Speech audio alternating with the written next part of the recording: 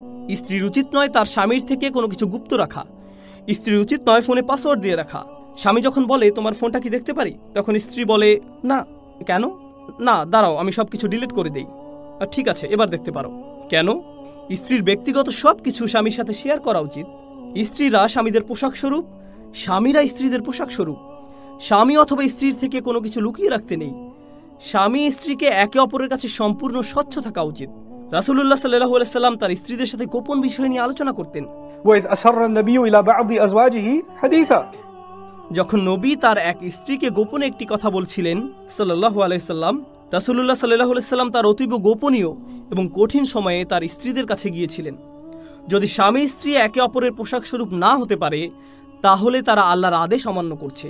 যখন কেউ একটা পোশাক পরে থাকে, তখন তার পোশাক আর তার মধ্যে কোনো ব্যবধান থাকে না। স্বামী বা স্ত্রীর কাছে কোনো কিছু লুকিয়ে রাখবেন না। এটাই একজন সঙ্গীর বৈশিষ্ট্য, এটাই স্বামী বা স্ত্রীর বৈশিষ্ট্য। যখন আপনি এমনটা করতে পারবেন না, আর যখন শুধু স্ত্রীর কাছে সীমাবদ্ধ থাকার মতো বিষয়গুলো এবং শুধু স্বামীর কাছে সীমাবদ্ধ থাকার মতো বিষয়গুলো অন্যদিকে চলে যায়, তখন এটা নারীদের করণীয় বিষয়সমূহের লঙ্ঘন হিসেবে বিবেচিত হয়। ফাসসালিহাতু ক্বানিতাতুন হাফিযাতুল লিল গায়ব বিমা হাফিজাল্লাহ।